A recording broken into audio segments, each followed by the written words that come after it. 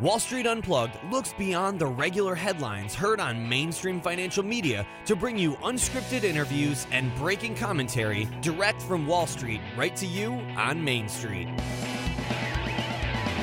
How's it going out there? It's February 6th. And I'm Frank Curzio, host of the Wall Street Unplugged podcast, where I break down the headlines and tell you what's really moving these markets. So our official launch date for our Curzio Equity Owners Token is going to be early next week, Monday, Tuesday. And man, this journey has been awesome. When I say awesome, it doesn't mean that it was easy, because it's been rough, lots of ups and downs. Teams are working hard. But when you have that journey, it makes you appreciate it more. When you're really working hard for something and you accomplish it. I don't know if you saw the Waste Management Open. Ricky Fowler, last couple of years, big leads going in, always blew it, and had his family there, his grandfather there, and this year he did the same thing, blew the lead, and actually blew it completely, and then came back and won it, and you could just see the emotions afterwards. It's like, going through the grinder and just succeeding, but nothing's going to be given to you. You got to go out there and take it. But it's been an amazing journey, and in truth, look, it's just beginning. Because, our security token launch, it's going to be the first time ever, guys, investigate an equity stake at a financial newsletter company where you will potentially get a dividend. I'd say potentially. That means you're going to be an actual partner. Sharing in the growth of Curzio Research. I know a lot of you have subscriptions to other newsletters, competitors, and, I've talked a little, there's a lot of great guys out there.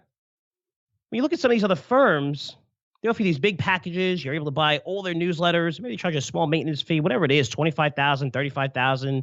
They say, hey, you're a partner and we care about you and this is great. You don't have an equity stake in their company. As they grew from $10 million businesses, a lot of these divisions 10 years ago, 10, 15 million they would generate in sales. We generate $6 million over the past 2 years. And fast forward 10 years later, they're $150 million plus companies. Again, nothing they have is proprietary. They're great marketers, very smart, but we've been in this business. I've been in this business for a very long time. A management team of 100 years experience, worked at a lot of our competitors. But during that 10-year period, you did not share in that growth. So you're not really a partner. And while our token is exciting, it's innovative, since nobody else is offering this, I don't see anyone else offering this for a very long time, if ever. It's not the reason why I'm doing this. 2 years ago, I came to the most important decision of my life. I set out to disrupt the multi-billion-dollar financial newsletter industry. It was not an easy decision. A lot of it was driven by so many emails I get for you. Frank, you got to start your own company. We follow you for over a decade. As you guys know, business owners, it's not easy. Starting your own company from scratch, working long hours, giving up time with my wife and daughters, putting my entire social life on hold, requires a lot of commitment. You know what? The decision had nothing to do with money, had nothing to do with fame, but the motivation came from something a lot deeper. You guys know I've been writing financial newsletters, recommending stocks to investors for, over 25 years now. Actually, been in this industry my whole entire life. You guys know my late dad ran his own financial newsletter company, his investment company as well, close to 30 years. It was amazing with this journey is, during this process, launched Curzio Equity Owners Token, and I'm not sure why, but it really brought back lots of memories of those days with my dad. And it was pretty cool, right? Because you always forget those times. And you know what? My dad passed away. I never really dealt with it the right way emotionally. I guess maybe this is the right way of dealing with it. Like being successful in this business, that was close to him. I remember talking stocks from the dinner table, being fascinated by numbers. I learned how to analyze balance sheets, income statements at an early age. It helped me a lot since my dad used to take me to the racetrack all the time. And probably went to every racetrack in the Northeast by the time I was 13. So he taught me how to handicap horses, again, with numbers. In the late 1980s, I was a teenager then. my dad would take me to New York City with him, do all the interviews. He's on CNBC. I mean, I met Michael Bloomberg. I mean, again, this is when I was younger. Now he probably has security guards all over him. The CNBC anchors, Maria Bartiromo was just a kid back then. Bill Griffith, Sue Herrera. I mean, they were just, they were prime back then. I met Warren Buffett. He just finished an interview at CNBC. Again, this was early. Warren Buffett was popular, not like today where, his annual meeting draws hundreds of thousands of people. Getting crazy now. But he came off, shook my dad's hand before he went on set. In fact, Buffett knew my father well. I mean, he wrote him a personal letter in December 1995, which I have a copy of. I actually published this in Crypto Intelligence. I publish this everywhere, but it's pretty cool. Just saying, dear Mr. Curzio, thanks for being so thoughtful. Send along your plaque and a copy of your book, which my dad sent him when, he had just a small book. They just wrote up. Or said, I appreciate you thinking of me, and actually signed it himself. It's pretty cool. You don't appreciate those things then. Now you're like, whoa, holy cow. That's when Louis Navalier, Mario Gabelli, not that they were just starting their careers, but look what they are now, managing billions of dollars, those guys have a lot of appreciation for. My dad did interviews with Jim Cramer well before, Cramer had his own show. I remember walking in, he always called my dad. She goes, hey, the legend, I can't wait to interview you. Again, Cramer was just, he's just starting to get really big and popular right before he did like the Kudlow and Cramer show. That's kind of how I got in with Cramer. Since he interviewed me personally, I sent him my resume. I saw the name, my dad. He didn't know my dad passed away about, it was whatever, 5 years earlier. He was shocked and surprised. We were kind of close. So, went to the wedding and he was spending time with my mom and stuff, saying, hey, your father was hanging out with him. He used to interview him. My mom really appreciated that. Just things you don't see about Cramer, right? You just see the entertainment side on TV. When Cramer did interview me, which is pretty funny, is I was going to work at CNBC. That's what the job was for. And I said, hey, I'd like to work close to this guy. I think I could learn a lot off him. And he said, no, you need to work with me at the Street. And a good research analyst. And, that relationship lasted for 5 years at the Street. I learned a ton. When you look in the 80s, 90s, I mean, track records were a big deal. The Wall Street Journal barons write stories about my dad all the time. Louis Rukeyser had him on his show, Wall Street Week. When you're an investor, right, you used to watch TV. Again, you didn't have the access to the information you have now at a second, social media, everything, conference calls, a lot different then. 80s, early 90s even. So when you used to watch Wall Street Week, you used to read the Wall Street Journal, barons every day. It was like two of the only sources. It wasn't all these websites that have up-to-date information every single second. So when you saw these analysts on those outlets, you knew they were credible. Subscribe to your services, and you were a financial expert with a history of having a good track record. You look at the financial newsletter industry, it grew tremendously through the 80s, into the 90s, through the credit crisis. And it made sense. It was a go-to platform for mom and pop investors. There's a place where you could level a playing field, allow the average investor into many of the same opportunities as Wall Street professionals. And you're seeing that transpire more and more and more over the years. Right now, at the internet, you have access to conference calls in real time. Even a security token, you're able to invest in some things at an early stage that how many people had access to invest in Facebook during their private rounds? You need to have money with the right venture capital firm. A lot of these technology companies being invested in Uber, Airbnb. You guys don't have access to that. Over the past few years, the financial newsletter industry has really lost its way. You look at most of these publishers, they no longer care about educating the average investor. Some of them do, not all of them. You guys know what I'm talking about. I have a lot of friends in this industry. I know everyone in this industry. There's great guys that are out there. They're doing a good job. I'm not talking about them having a bad performance or whatever. I'm talking about guys that if you have a bad stock pick, that you're writing to your investors. You're letting them know exactly what to do about it. It's cool. Believe me, I've been in this business so long. I listen to our customers. They understand. People understand. You guys understand. You're not going to have winners all the time.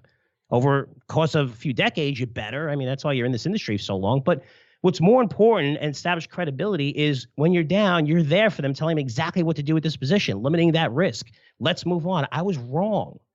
How many people say that these days? You know what? I was wrong on this. No, they say I'm early. That's wrong. You're wrong. I'm early on it. Come on. It's okay. Buffett's wrong sometimes. Neville Lee's wrong sometimes. Gabelli's wrong sometimes. Icon's wrong sometimes. Ackman, all these guys. Ackman started a fund with Target and completely wiped out all those investors. And people are wrong sometimes, but being there for them when you're wrong, that's important. And again, you have to be right more times than wrong, but there's a huge credibility issue there. But now they're not even interested in making subscribers money. I mean, instead, publishers are relying on tabloid journalism to really make a fortune for themselves, not offering equity stakes in their businesses or anything. And you've seen marketing packages filled with crazy predictions, promises that can never be fulfilled. I mean, some publishers are paying, high-profile personalities to back these wild claims now. And these guys, these figureheads, they have extreme political views, huge followings. I mean, loyal followers will do anything they say.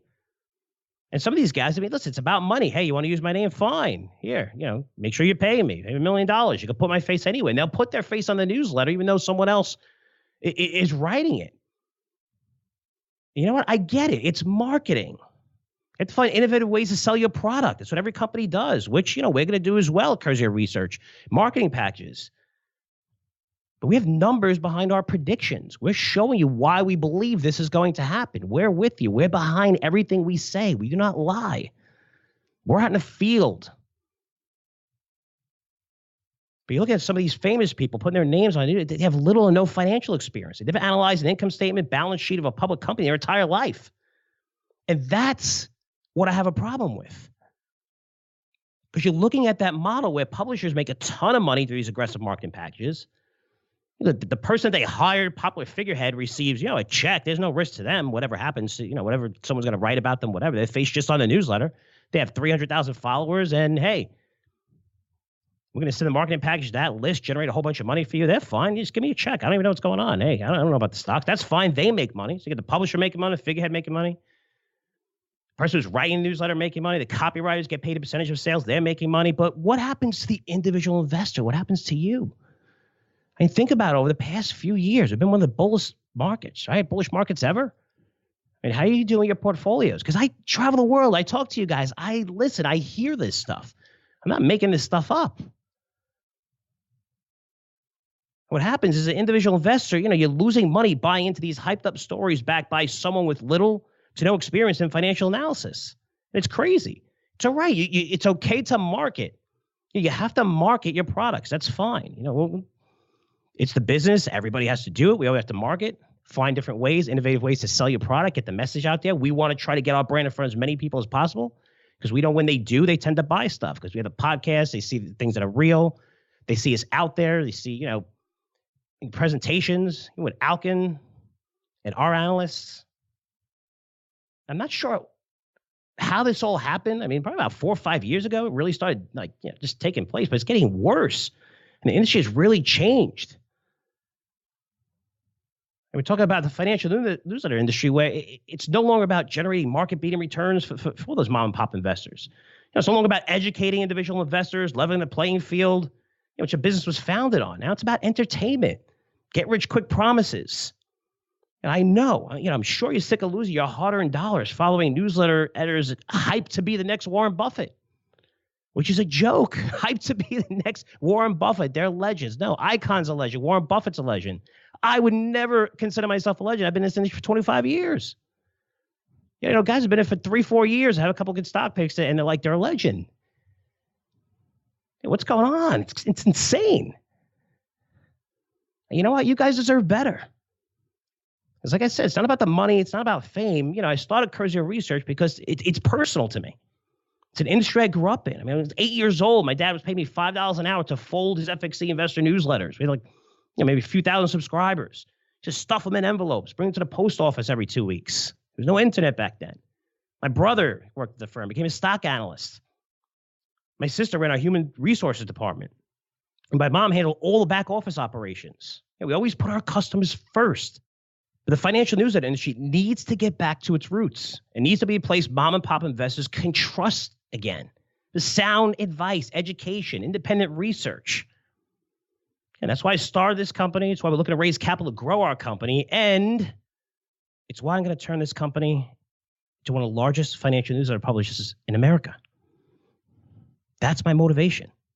You know what? Early next week, I'll show you exactly how we plan on doing this, the entire plan. Since our white paper is going to be available, our SAFE agreement, which stands for Simple Agreement for Future Equity. You guys got to get equity stake. Our new website dedicated to Curzio equity owners and investors is going to be available. We have an easy-to-use platform where we partner with Securitize, the best in the industry. You're going to be able to go straight to it, sign up for the offering. It's going to have everything there for you, KYC, AML, credit investor documents, everything on one site. If you fill out everything, these documents are going to be emailed to you. If you're a credit investor and you're interested in our offering or just want more information, email me. FrankCurzioResearch.com. And if you can, do it this week if possible. Because in our first 2 weeks, it's going to be our private sale. It's only going to be available to you, my subscribers, followers, family, and friends. And because we're doing a Reg D offering, we're limited to the amount of investors we could take in. So if you look at based on the $12 million we're looking to raise with a minimum of 25,000, that's a max of only 480 investors. Again, that's based on the minimum. And we can have 100 people invest $120,000 each, which would cover the $12 million.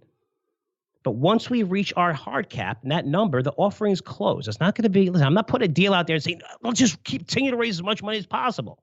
I mean, I love what Wall Street's doing. They'll announce and say, hey, we're going to do an offering, a secondary offering. We're looking to raise $5 million here, small cap company, whatever, 5, 10. And next thing you know, it's a $5 million raise, and it's up to like $12 million, $15 million because demand's strong. Because most management teams, they don't mind diluting the crap out of the shareholders. They would rather raise as much money as possible. You can then raise their salary, take more first-class flights, travel the world, even though most don't need to. So no, our offering $12 million max. It's fixed. Once we raise that, the deal's closed. So next few days, going to be sending you emails with all the information about a Curzio Equity Owners Token. We're going to have a large list of people that are interested, emailed us. If you're on that list, it's sending the links to our platform, link to our white paper. Going to provide a video for you to walk you through the entire process of the offering page by page to make it easy for you. Again, this is something new. It's original. Kind of similar to traditional private placements, a few more steps, but we want to walk you through it. I'm going to provide a special 800 number for you. And send that to you as well in case you have any questions. And yes, I'll be one of those people picking up the phone since $25,000 is a very large investment. And I want you to make sure you're aware of every detail before investing in my company. How many people say that when they raise money? They don't say, hey, just make sure this is good for you. Make sure you know what you're doing. How many I've invested in how many private deals? Nobody calls me and says, hey, man, just make sure you read everything. Make sure you know exactly what you get into. No, you know exactly what you're getting into and getting an equity stake in our company. Again, it's going to be available during our private sale, which is going to be the first 2 weeks of the sale, and it's going to start pretty much Monday, Tuesday. So again, if you're a credit investor interested in learning more about Curzio Equity Owners Token, just send me an email, FrankCurzioResearch.com. I'll give you all that information. And real quick, because I'm getting a lot of questions on this, I won't spend any more time on it. I know this is only available to accredited investors. That's the rules. I hate it.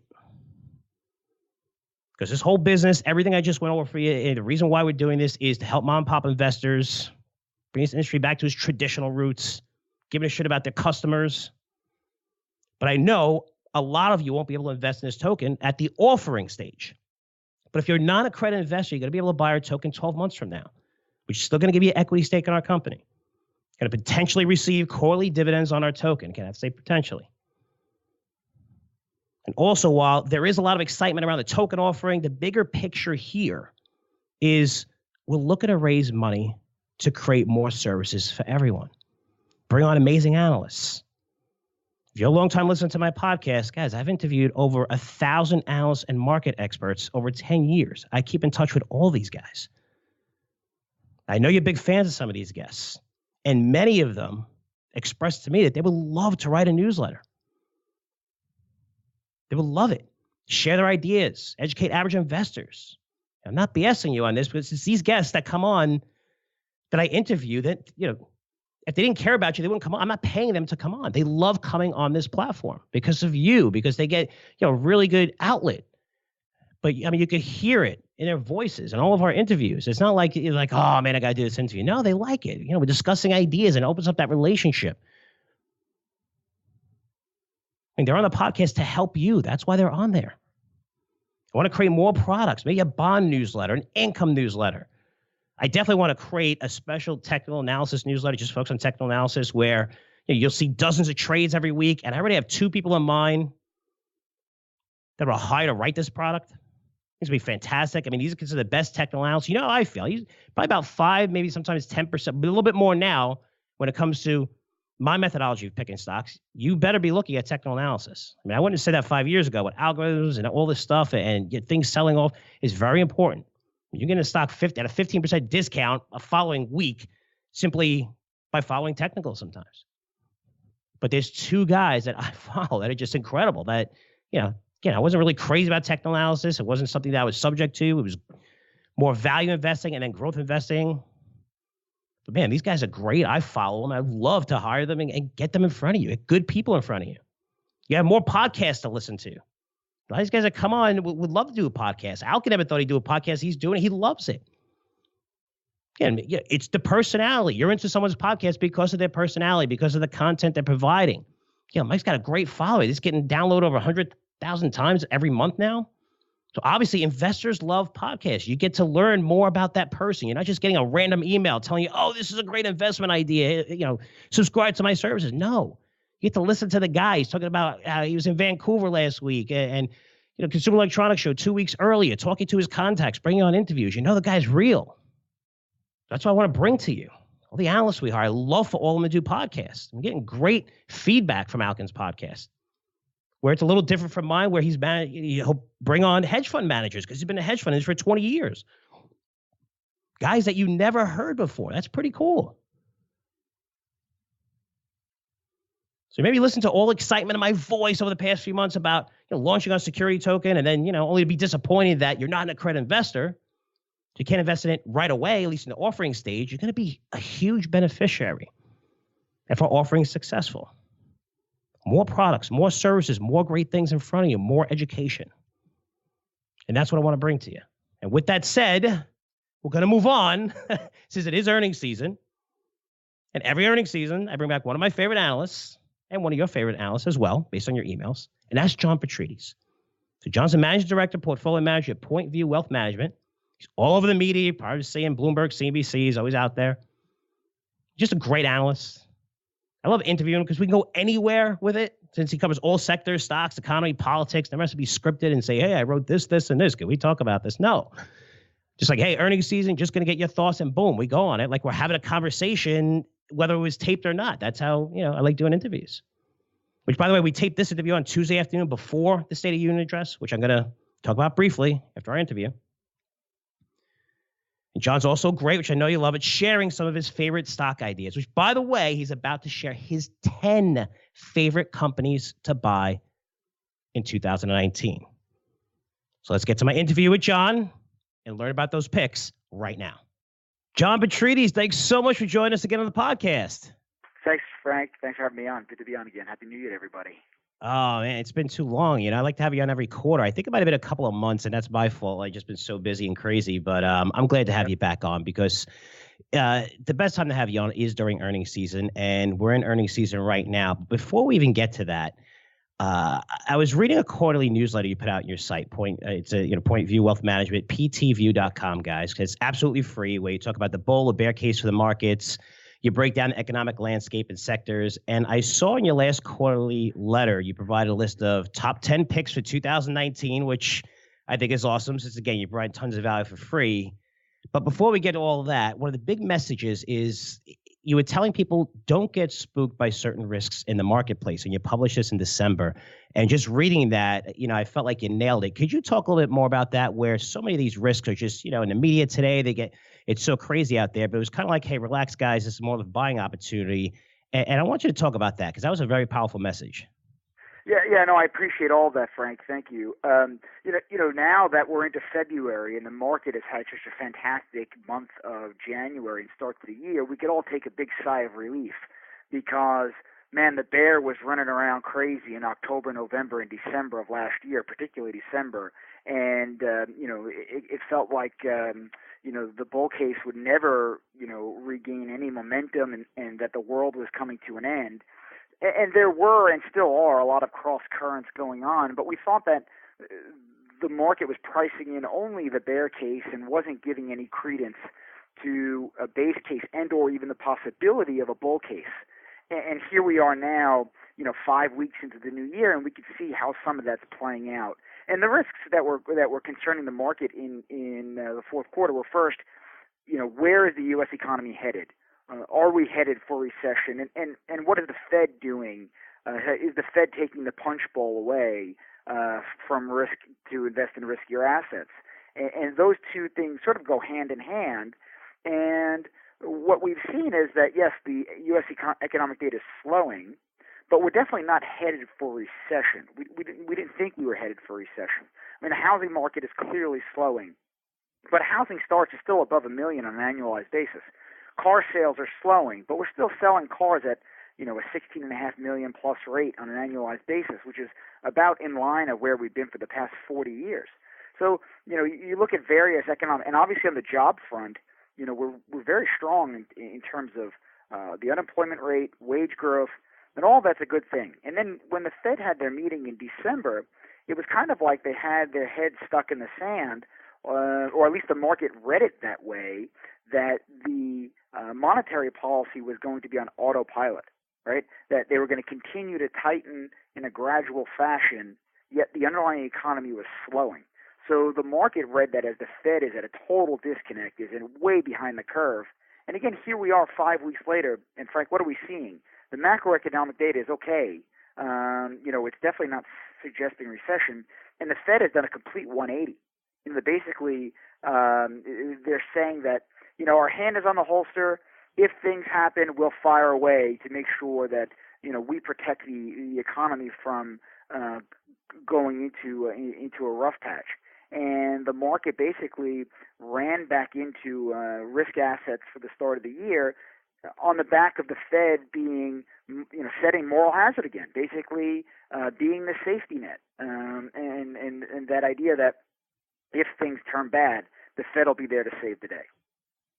Now, you brought up a lot of interesting points there, because in December you were talking about these risks, and you're looking at tariffs, which definitely eased a bit, right? We're seeing, talks between China and the U.S. You talked about the tightening policy where the Fed did, complete 180, expecting 1 or 2 rate hikes. But, given the circumstances where we're seeing even the global economy that's slowing, our economy that's slowing, and inflation levels, it just didn't make sense to really be that aggressive. So, for them to just do, a complete turnaround, again, another risk off the table. But you did mention a couple of things like a slowing economy, which we're seeing here and globally, and also we're seeing a slowdown in earnings. Now, based on your call in December where we had an enormous run-up, right? And you could say, well, it's not really a run-up if you really count it from 2 months prior because it wasn't that bad, but we fell so far in December, and now we're having the best January. And you mentioned that. You're like, this is the worst December in forever. This is the best January in forever. And you're saying to ignore that. At this period right now, being that we've had such a big move in stocks, how do you see it? Right? Are you selective in stock picking? Is it, hey, I see greater things ahead? Or is it kind of like, okay, more of a risk-reward stock picker market here?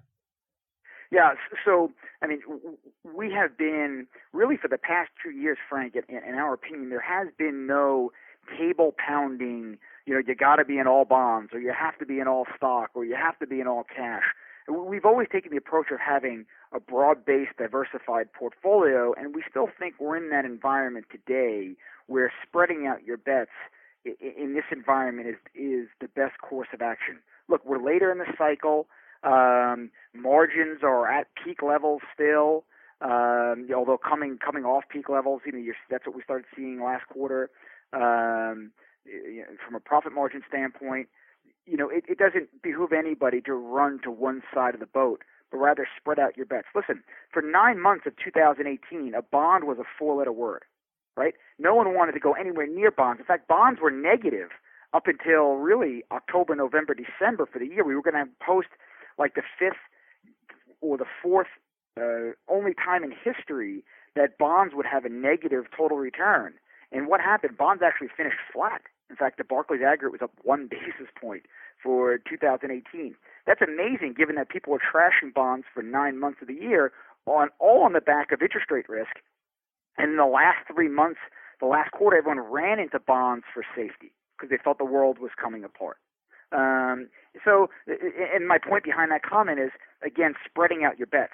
Gold for 9 months of the year got destroyed, and then gold, I think, actually finished positive for 2018. The income sector, the high yielding stocks, think utilities, telecom, consumer staples, again, for 9 months out of the year got destroyed, and then once the market turned into fear and ran out of riskier assets, think small caps, international, tech, where did they go? They went into all the safest, the low beta, the low volatile, high dividend yielding stocks. Utilities were one of the best performing sectors in 2018, up 4%. But all of that really came in the fourth quarter as investors ran into the sector for safety.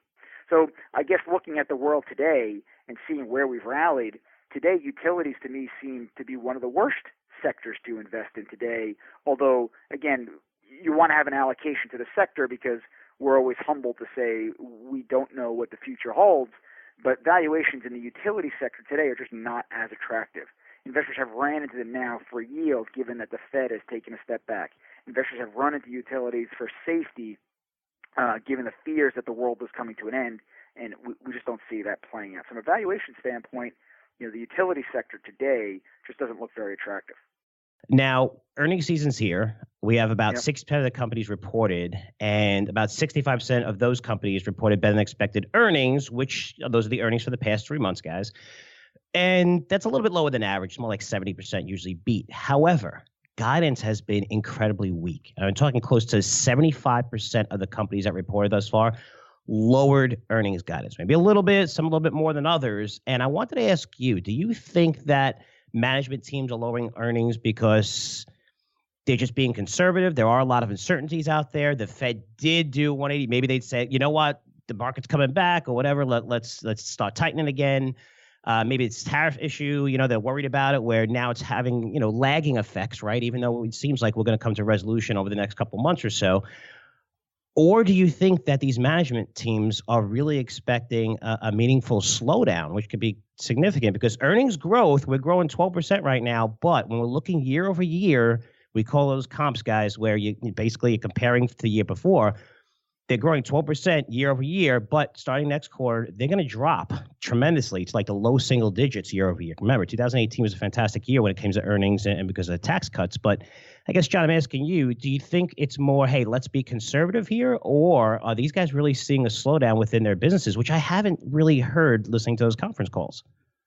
Yeah, I think it's a combination of both. And you can't forget where valuation comes into this. And I'll give you a couple of examples. So, for example, when Caterpillar came out and basically said, their business is slowing, that conceptually makes a lot of sense, right? Caterpillar gets a lot of its growth from emerging markets and particularly from China. And we know that the Chinese economy is sucking wind because of tariffs. We know that when China sneezes, the rest of the world outside of the U.S. catches a cold, and because they all rely on demand from the Chinese economy. So, for Caterpillar to come out and say that, that's not a surprise. And it was April of 2018 where Cat had their earnings and basically said we're at the high watermark on our margins, and the entire market sold off. So, I don't think the Caterpillar management team is sandbagging earnings or taking a big bath because of the slowdown. I think that's a reality for their business. You take another company like NVIDIA. NVIDIA was the darling chip company for the S&P 500 for, I think, 2017 and 2018. That may have been the best performing stock in the S&P 2 years in a row, or 16 and 17, 2016 and 2017. I mean, it was an amazing company on the back of all these long-term trends, right? Artificial intelligence, graphics, virtual reality. I mean, you name it. It seemed like an NVIDIA chip was the solution in terms of investors' perception. And here the company came out, the stock has gotten destroyed over the past 3 months or so. They came out with earnings the other day, and they blamed it on China. But it could also be just that market expectations or valuation just has been way too high. For a stock where there was no ceiling for its room to run, and investors had priced in future cash flows of all these great trends into today's price, it could be that clearly the slowdown in China is hurting their demand. Maybe management's taking a bath of a bit, but investors don't get off the hook here for putting such a high valuation on a stock that's still trading at nosebleed multiples from a price to sales and a price to earnings standpoint. So, there probably could be some companies out there, Frank, that are taking a big bath. They're using this as an excuse that maybe the fundamentals of their current business are not as strong as what they once were, and they'll blame it on China and a slowing global economy. But by and large, I think that it's a function of the reality for industrial cyclical companies, and also for certain stocks where valuations have just gotten way too far ahead of themselves still.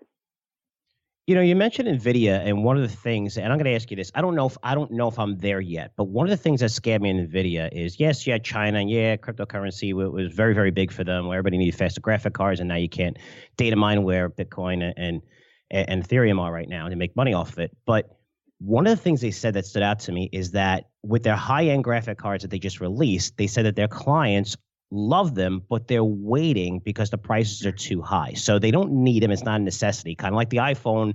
We talked about a lot over last year on the podcast, how this, Apple's an iPhone company, and it's hard to innovate when you're coming out every single year. But it made me think that deflationary risks may be greater than I think. I'm just throwing it out there. I'm not there yet, but that was a real surprise. We haven't heard that yet. Companies saying, they have a good product. Listen, there's still a lot of money out there. It's so easy to raise money. You're seeing IPOs being launched, right? It's still a pretty solid market. But for people to say, you know what, we like this graphic, we like your new products, but you know what, we're going to wait for prices to come down a little bit. I don't know. It was not a red flag, but something that I definitely want to monitor. I wanted to get your thoughts on that. So, to me, the chip stocks are almost no different than steel, copper, and iron ore companies. They are commodities.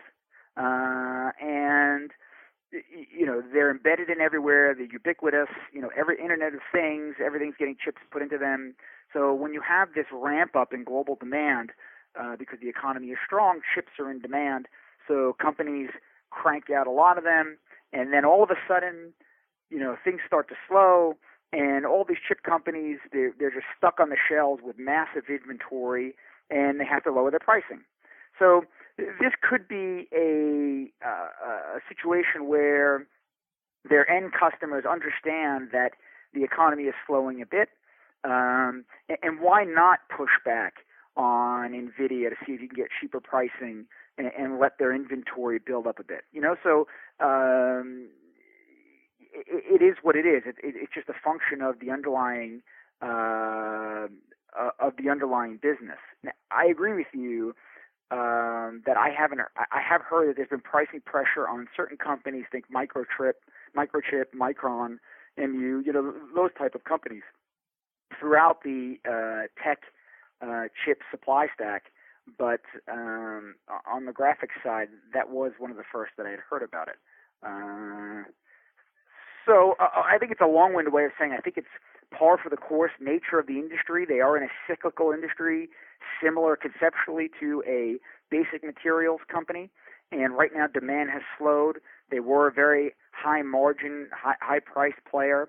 Maybe there are other competitors. Intel has been moving into the graphic chip, and AMD is coming with stuff. So maybe there are other competitors out there that are able to come in with competing products to compete on price. And let's see how that all plays out.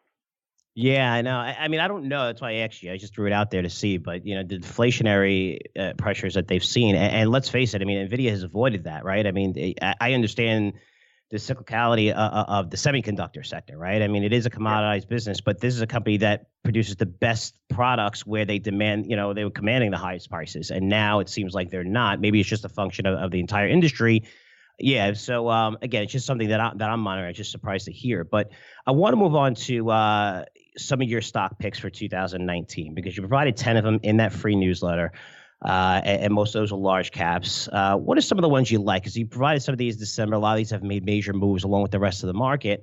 But just a few of the ones that you think really stand out maybe today, right? Because I know in the markets, and you see this too, John, when you see people recommend stocks on TV, you might remember a week later and say, wow, and that guy could be totally out of it, So I know that you're still in these stocks, but they have moved higher. And I'm wondering if there's better plays here than others, because you do have a list of 10 there. Again, it's for free, guys. You can go to their website to check it out at Point View. But talk about some of the ones that you like now. Yeah. So again, we've had a strong rally to start the year. So some of those have rallied pretty hard, but I don't think that prevents me from still liking them. And again, I still favor the financials. There was a lot of fear that there could have been a credit market lockup in the fourth quarter, particularly in December, to the point where the Treasury Secretary called around the banks and said, "Hey, are you guys okay from a capital standpoint?" That was, to me, sort of a ridiculous call. If I was Jamie Dimon, I'd have to answer that, basically because for the past 10 years, you guys have been regulating the banks to be flush with capital. So how could you, and you stress test the banks every year, so how could you possibly be questioning if we're okay just because the stock market's a little bit volatile? So I still like the banks, and on that list there are two, Goldman Sachs and Citigroup. Goldman had been overly discounted because of the hedge fund scandal out of Malaysia. The stock was trading well below its tangible book value, which is pretty ridiculous. That basically below its liquidation value, which basically the market was giving Goldman no credit for at least its brand name. I don't know about you, Frank, but if my kid ever worked at Goldman Sachs one day, I'd feel pretty good about his future employment from an income standpoint. Say there's Citigroup. Again, trading from a discount from its tangible book value, except the underlying, as these companies have all reported earnings, the impact so far from the hedge fund on Goldman Sachs has really been de minimis. The loan book for Citigroup is still strong. They're not seeing massive charge-offs. These companies so far continue to be operating in a flat yield curve environment, meaning the amount of money they're giving to savers and CDs is just about the same, or if not a little bit lower, what they're charging for borrowing for loans. And yet, the wider that spread, the better for banks. And right now, that's been pretty flat, and the banks have been able to operate in it. So I still like Citigroup, still like Goldman Sachs in that group that was on that list. One name that's not on there that I still think is interesting, that has rallied this year, along with everything else, has been Kinder Morgan. KMI is the ticker. We, have liked. We thought the energy sector was way oversold in the fourth quarter. I mean, the price of oil dropped about 50%, 50, during the fourth quarter. We thought that was way too far, way too fast. Particularly in the large cap, the oil market just does not respond as quickly to the way that the price of oil does. And Kinder Morgan is one of the largest oil and gas pipeline companies in the United States. They own and operate about 70,000 miles of pipes. They're midstream. Now, Frank, you remember the MLP story very well, right? If we had this conversation 5 years ago, I probably would have told you a story about all the master limited partnerships and that Kinder Morgan is like a toll road. And it's expensive to put the toll road down, but once you get it down, you can increase the tolls every year, and it's cash flow forever, right? And it has no movement, or it has the price, the fluctuating price of oil has no impact on the underlying business. Well, what happened to MLPs in 2015, 16, 17, as the price of oil basically had gone down? We knew that story was false, right? They had significantly more sensitivity to the price of oil than we thought. The Kinder Morgan today is a different Kinder Morgan than 5 years ago. They now have an investment-grade rated balance sheet. At one point in time, they had suspended the dividend. The dividend is back. Right now, the current yield is about 4.5%. They're planning on growing that dividend 25% per year from now until 2020. So you'll have about $1.25 per share dividend in 2020. They're buying back $2 billion worth of stock. They have a $6.8 or $6.5 billion backlog. The company touts that 40% of the natural gas that flows through the United States goes through a Kinder Morgan pipe. So, this is they are not an MLP status, so there's no tax issues. You don't have to deal with K-1s anymore, none of that stuff. So here's a company that it's a different Kinder Morgan than 4, 5, 6 years ago. They're significantly in a much stronger place from a capital allocation standpoint. They have significantly more visibility in terms of their cash flow than what they did. So, if you're looking at the oil patch, Kinder Morgan, which we think there's a lot of value to be had, Kinder Morgan is a good place to go. Particularly, you could pick up some yield with a 4.5% dividend yield. Yeah, and I love that statement, Joe, when you said, MLPs. I love MLPs when they say, they're not leveraged to the underlying commodity. It's like a commercial real estate REIT saying that they're not leveraged to the commercial real estate market, right? It's right. just like, but that was the story, right? That was the story back in 2013, 14, 12, 13, 14, 15. It's like, you get older. When people were tripping over themselves to find income, the idea was, the analogy was, an MLP, an oil and gas pipeline, is like it's like the buying the New Jersey Turnpike. It's very expensive to get the pipe in the ground, but once the toll is up, it's up into perpetuity, and every couple of years we raise the toll. And that was the story, and there was no sensitivity to the price of oil. Well, in January 2016, when oil collapsed to $26 a barrel, that whole story unraveled pretty quickly. No, absolutely. And last question here, because when we covered a lot of large caps there, what about small cap, mid caps? We know that, the Russell is not as leveraged to the global markets where, I think it's about 40% of profits, maybe around there, 40% of profits for the S&P 500 overseas. But the Russell 2000 company, most of their business in the U.S. The U.S. does seem stronger, especially than some of the other areas, overseas markets. Are you looking at small caps at all and mid caps or different things like that to add to your portfolio? Or is it, hey, the large caps, we saw the sell off. A lot of them are still cheap here. And the overall market's only trading at, about 15.5 times earnings, which isn't expensive. Or, do you see a little bit of opportunity in small caps?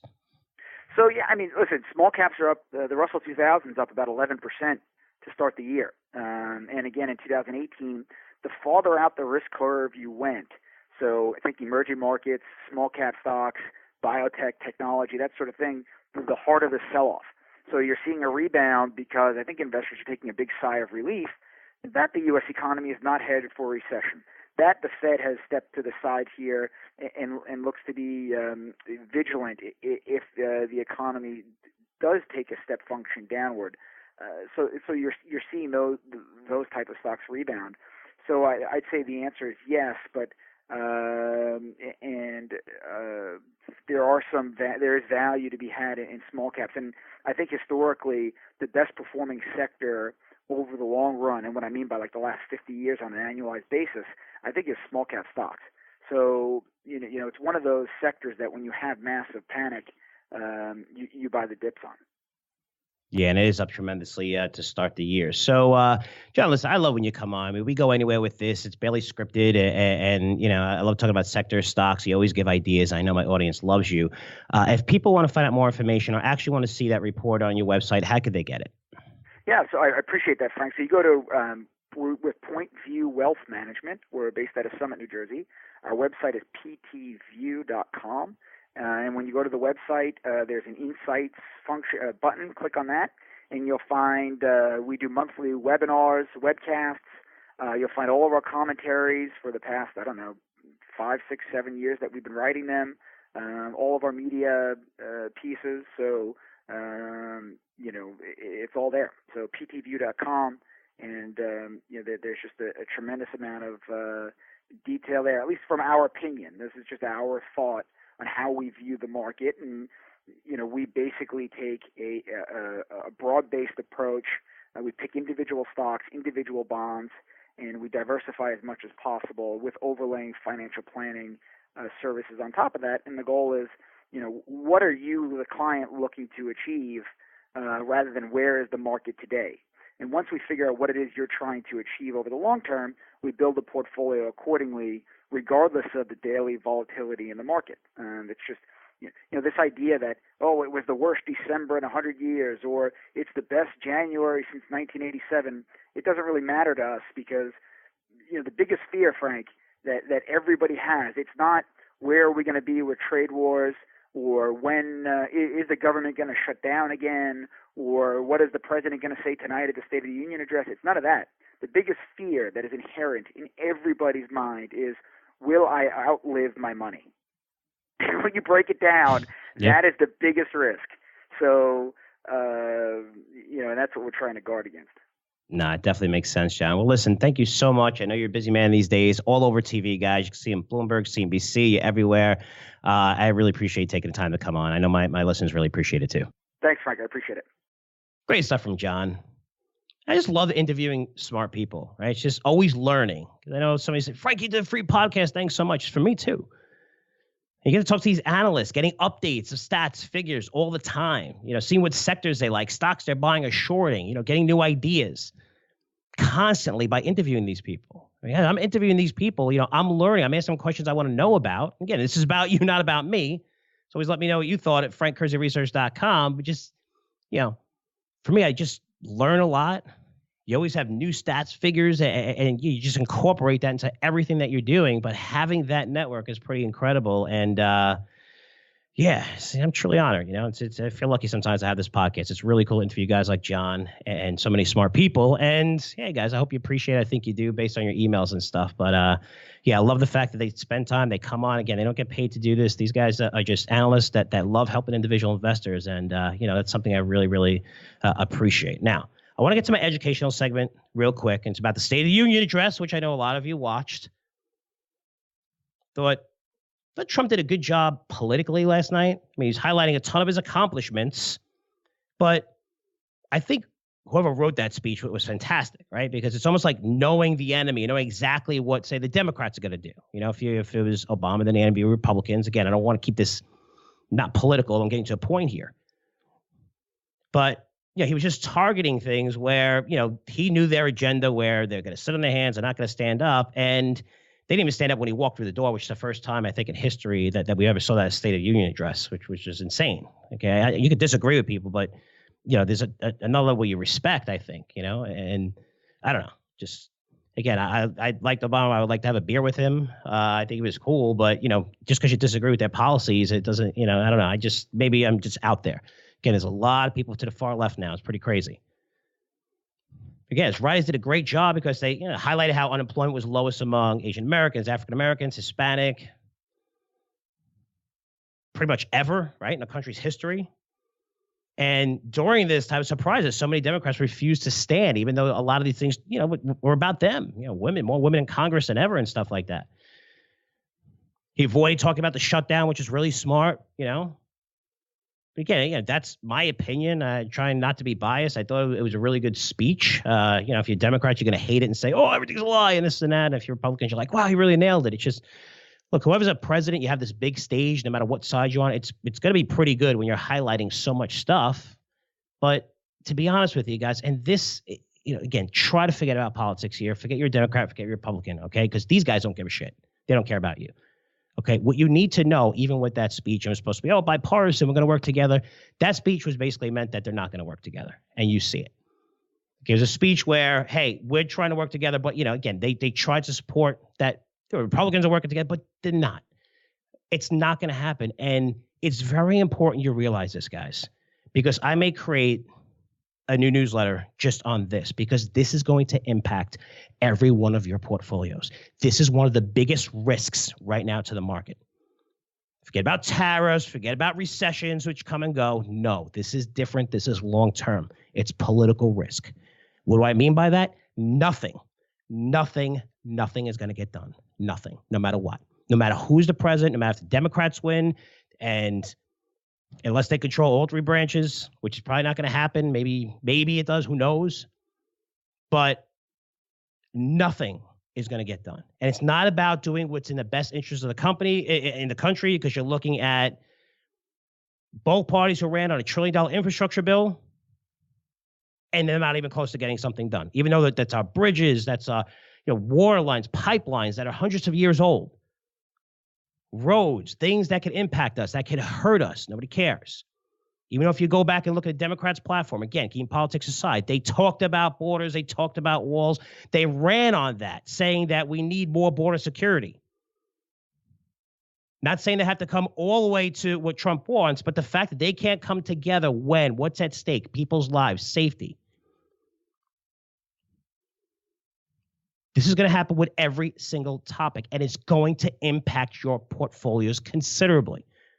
Talk about less innovation, maybe not having so much technology focused stocks where you're seeing those FANG stocks come down, and there's a lot of regulation that's going to come down the line. But if you're looking at banking laws, repealing some of the Dodd-Frank stuff, which is still insanely crazy, where the banks want to lend money, but they're not allowed to. Looking at healthcare, nothing's going to change. Whether you're a Obama fan, just Obamacare or not, affordable healthcare, whatever you want to call it, it's not going to change. So you need to invest accordingly. What does that mean? Well, that means we're going to be, 40 to 50 million people are going to be insured, and everyone else's premiums are going to be raised, regardless if you agree with it or not. Again, politics aside, but that's 40, 50 million people that continue to buy, to get more prescriptions, continue to get medical devices, more medicine. You're going to see a lot of profits for these companies continue to go through the roof. Defense, that industry, a lot of spending's involved with it. That's fine, but will that continue going forward with split Congress? Because it doesn't matter if it makes sense. These guys are going to vote against. They don't care about you. They don't care about me. But we have to take control of our futures. This isn't some kind of marketing pitch. This isn't some kind. This is the truth, guys. This is the biggest risk to your portfolio. You can talk. Jamie Dimon talked about it. Guys at Goldman Sachs talked about it. Doesn't matter if you're Democrat, Republican, what side you're on. It's going to get nasty, continue to get nasty, and nothing's going to get done. And it's going to impact tons of sectors and tons of stocks. And I can guarantee you right now, you guys are not in the right sectors and stocks positioned for a government that's going to be a stalemate on every single subject. Because maybe you have exposure to infrastructure. Wow, once the infrastructure bill is passed, it's not going to get passed. It won't get passed It won't get passed during the Trump presidency. It won't. They just won't come together to do it. Not right now and not anytime soon, unless something changes. Unless sentiment changes. And right now it's getting worse. They're getting further and further apart, which is evident by that speech. Yeah, it's a whole game. Trump goes up there and bipartisan, we want to work together. No. The fact that he didn't get his wall, forget it. That's what he ran on. That's what he wants to do. That's personal. He's not going to support a lot of other things. It's just the way it is right now. There's hate, and it's going to impact your portfolio. And for me, I like to create a special portfolio design for retired investors to position themselves in the right sectors, in the right stocks, because this is a massive risk that people are just touching on right now. But this is something that could push us into recession. We have a party that wants us to be into recession. This way they could take power. That makes sense. You always want the economy to do terrible with who's ever becoming president. That's the way it is. You want to have more ammo. This way you can get your party up there, all your agenda, everything.